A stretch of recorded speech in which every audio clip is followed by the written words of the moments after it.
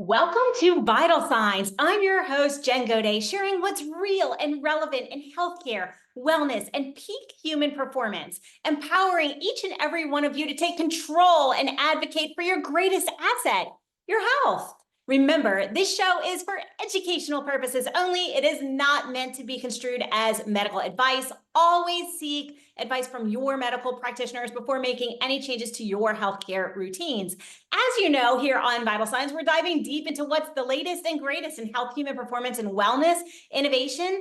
As such, I'm thrilled to welcome back our guest expert, Bonni London. She is a registered dietitian, founder and CEO of London Wellness. Welcome back to the show, Bonni.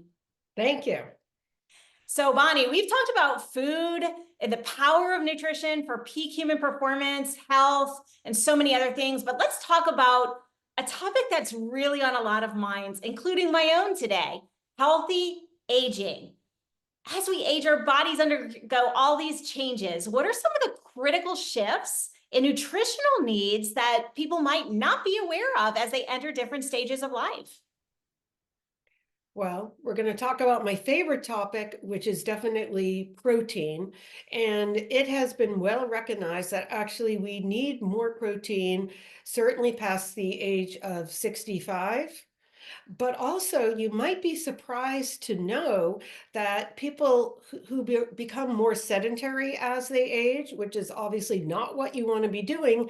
But if you know someone who is, you actually need more protein. Wow. Hmm.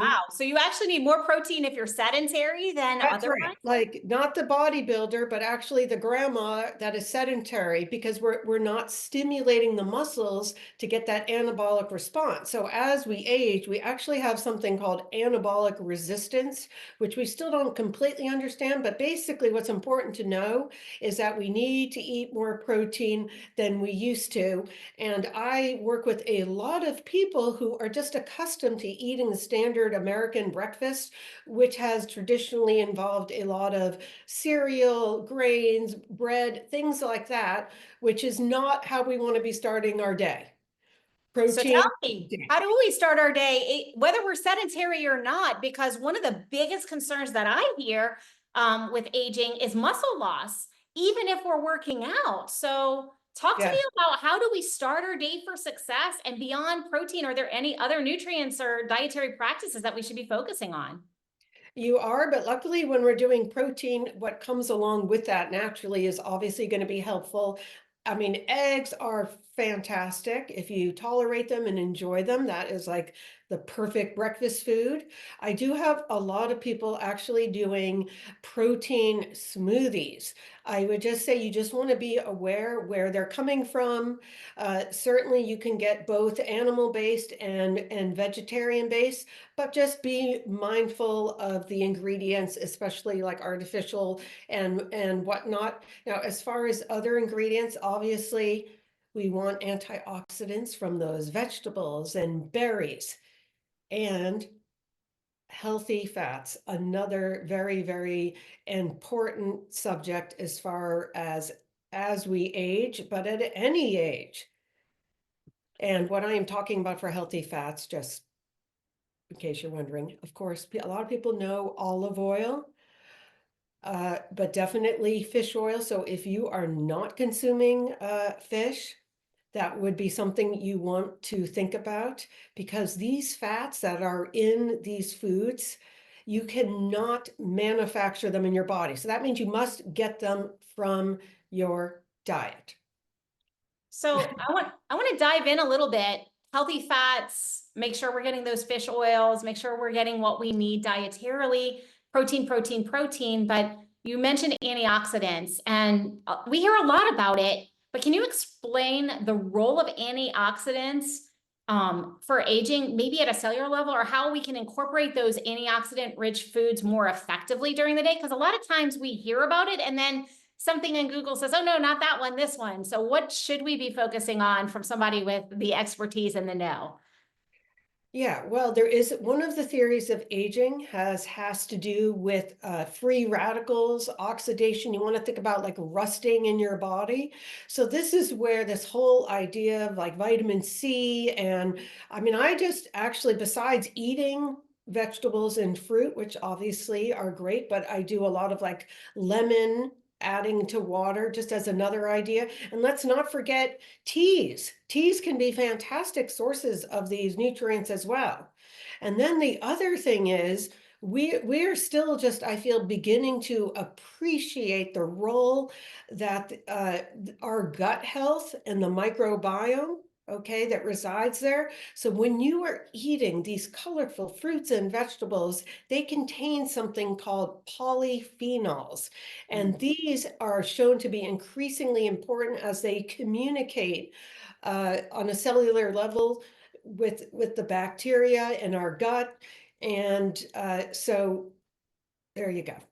I love it. So eat the rainbow, folks. We hear it, but there's real reason behind it. It'll help us keep young. So let me go into another area of aging that's really a hot topic right now. Brain health. There's a lot of people, especially, I mean, I'm a woman of a certain stage. I'm not afraid to say it. I'm perimenopausal, going through all of that. And brain fog's a big complaint that people have a lot of times. So with brain health and dementia or avoiding dementia being such a major focus in aging these days, what lesser known foods or nutrients could we be incorporating now and as we age to support that cognitive resilience that we're looking for in our longevity?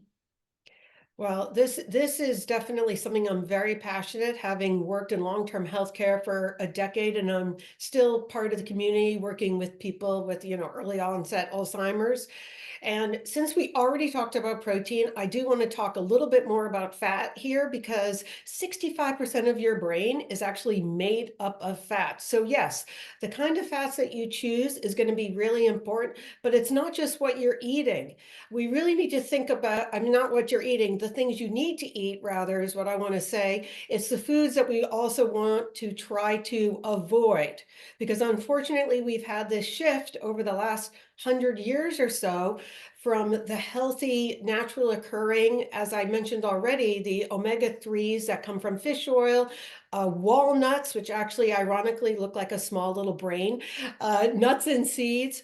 But then, and this is like, I want to say the like kind of invisible enemy in our food supply, the highly processed industrial food seed oils. I'm talking about canola oil and fried foods, salad dressing, soybean oil, canola oil, corn oil. So if you start looking at your pantry, this is in all of the foods, and this 100% is affecting our brain health. This is, if you did nothing else after today, I'm just going to say this would be the switch. I love it. We've got an action step, folks. You heard it here. Today's the switch. No more soybean oil, corn oil, seed oils, all of those highly processed foods or fried foods. Let's get back to our walnuts, our healthy aspect, and our healthy omega-3 fatty acids. So I'm going to talk about something that's a little vain. Most women are very concerned about what we look like, and our skin is what shows that's aging very rapidly. Many times that's the first sign of aging. How much impact what we eat and what we put in our body, how much impact does that have on the health of our skin? And are there any habits or foods that could help us maintain that vitality, that youthful look and glow? Yeah, this is huge, and it's really about one word, which is inflammation. Hmm. Okay, because this is what shows up on your skin. And as far as an activity go, I don't think there is anything better than exercise and bringing oxygen to your skin. I also do the sauna, which is fantastic too. So it's, and then I think it doesn't have to be said, but okay, don't smoke, because that's going to do obviously the opposite. And then as far as the diet goes, just echoing what I already suggested is going to be fantastic for the skin as well. Like really getting those antioxidants, the healthy fats, because this is what is actually going to be in all of the cells on your skin.